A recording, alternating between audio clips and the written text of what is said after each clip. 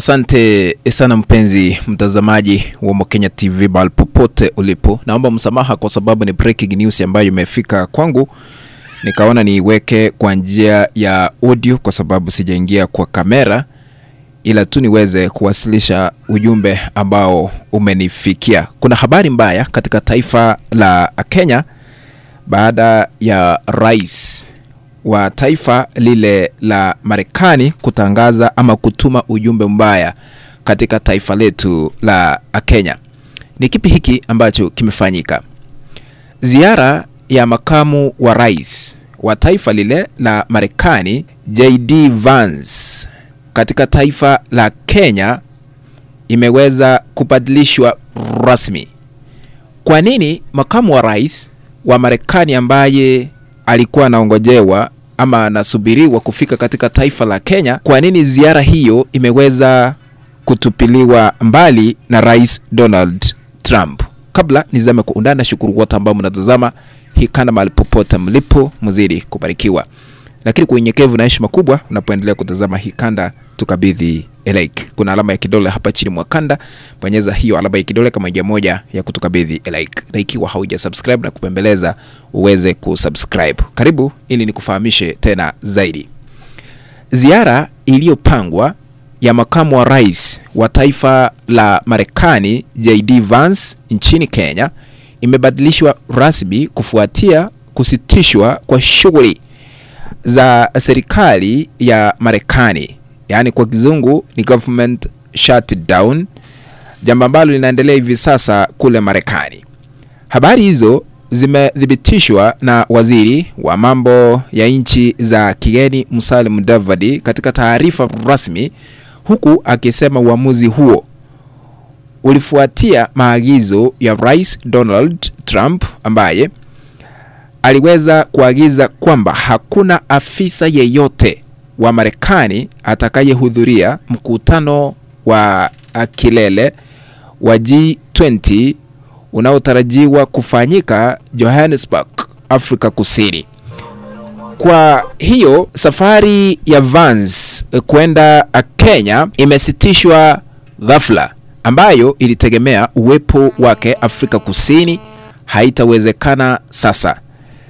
Naomba kuyanukuu yale ambayo yameweza kuchapishwa na waziri ama mkuu wa mawaziri humu nchini Musalia Mudavadi. Na yanukuu: serikali ya Jamhuri ya Kenya kupitia ofisi ya Mheshimiwa Daktari Musalia Mudavadi. Naomba kuyanukuu yale ambayo yameweza kuachiliwa na Musalia Mudavadi. Na yanukuu: serikali ya Jamhuri ya Kenya kupitia ofisi ya Mheshimiwa Daktari Musalia Mudavadi, waziri mkuu na waziri wa mambo ya nchi za kigeni, imejulishwa na serikali ya Marekani kuhusu kufuatwa kwa ziara iliyopangwa ya makamu wa rais Mheshimiwa JD Vance ambayo ilikuwa imepangwa kufanyika mwishoni mwa mwezi huu. Kufuatwa kwa ziara hiyo ama kufutwa kwa ziara hiyo kuna fuatia uamuzi wa hivi karibuni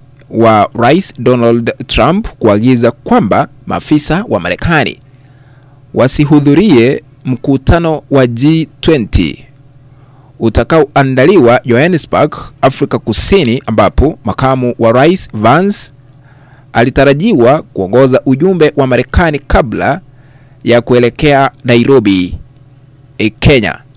Mwisho wa nukuu, kufuatia yale ambayo yameweza kuwasilishwa katika vyombo vya habari. Katika taarifa ya pili, waziri mkuu Mudavadi alisisitiza kwamba uhusiano kati ya mataifa hayo mawili hayawezi kuathirika kivyovyote vile kufuatia kufutiliwa mbali kwa ziara ya makamu wa rais Vance wa Marekani. Aidha, aliweza kutaja maneno muhimu ambayo Marekani na Kenya zimekuwa zikishirikiana pamoja, yakiwemo biashara na uwekezaji, ushirikiano wa kiusalama, elimu, afya na ushirikiano na Wakenya wa diaspora. Lakini ziara ya Vance nchini Kenya ingekuwa ziara ya kwanza rasmi kufanywa na mwanachama wa ngazi ya juu wa serikali ya Marekani tangu Rais Donald Trump aliposhinda uchaguzi wa Marekani katika muhula wake wa pili.